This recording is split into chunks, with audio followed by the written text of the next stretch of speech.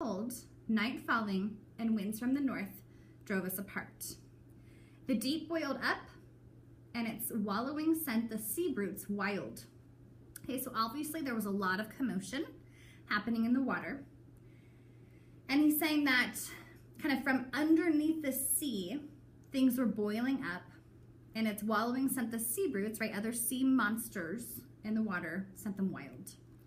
My armor helped me to hold out.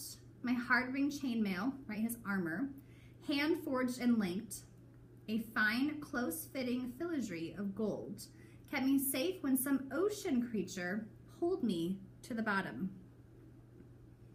So Beowulf caught by a sea monster underwater, and he was pulled to the bottom.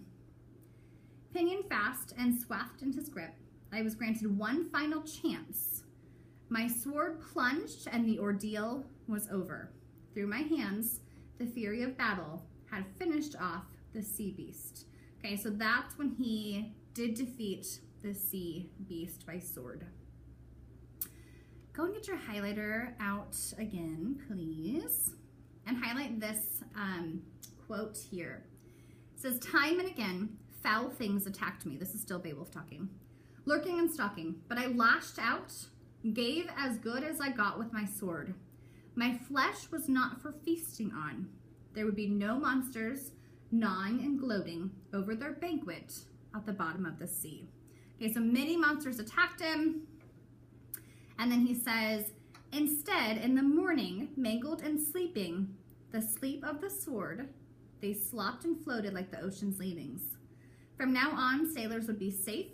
The deep sea raids were over for good, right? Because he took out that one monster. Light came from the east, bright guarantee of God. Got Christianity reference here.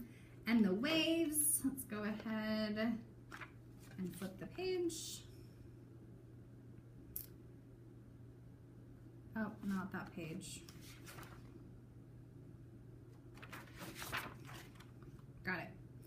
All right, so wind quiet, I could see the headlands and buffeted cliffs. Often for undaunted courage, fate spares the man who was not already marked. Okay, so he killed 9, we're gonna get there in a second, sea monsters. However, it occurred my sword had killed 9 sea monsters. Such night dangers and hard ordeals I have never heard of, nor a man more desolate in surging waves.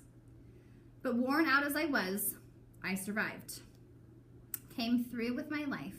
The ocean lifted and laid me ashore. I landed safe on the coast of Finland. Okay, so the waves kind of pushed him out to the shore, and he did survive, killing 9 sea monsters.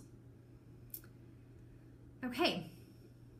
We're right here at now I cannot recall.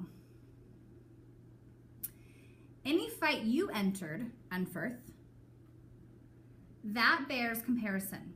I don't boast when I say that neither you nor Brecca were ever much celebrated for swordsmanship or for facing danger on the field of battle.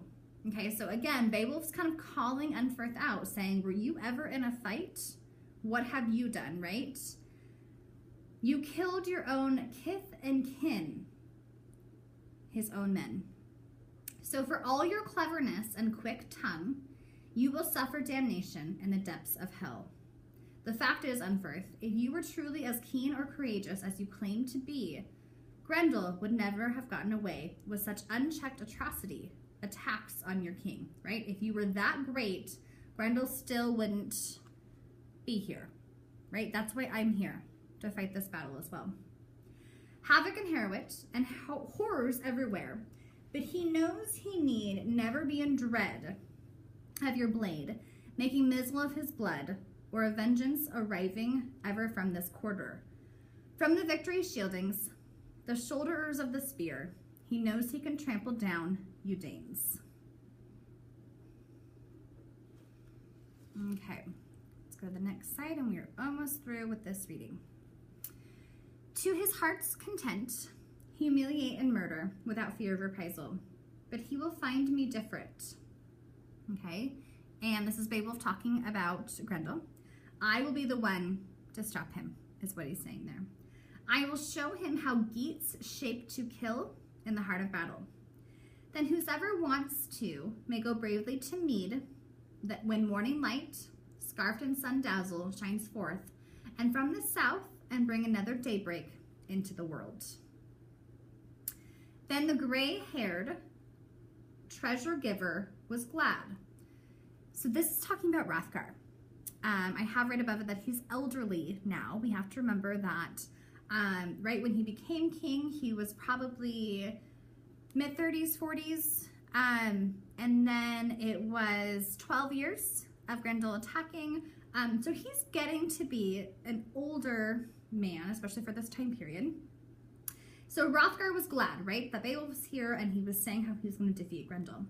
Far famed in battle, the prince of bright Danes and keeper of his people counted on Beowulf, on the warrior's steadfastness and his sword. So Hrothgar was happy, he was counting on Beowulf. Okay, last paragraph.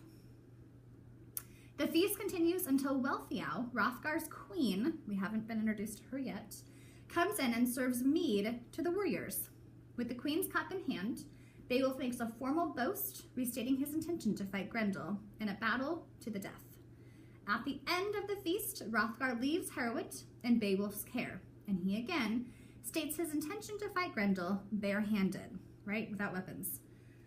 Once all the Danes leave, the Geats settle into sleep in the cursed mead hall. Okay, and that's it. That's all we're going to read. The very next reading will be the fight with Grendel, which you can see right here. And we'll talk about that one next week. You guys do have an assignment on Classroom. There should be close reading questions number 2.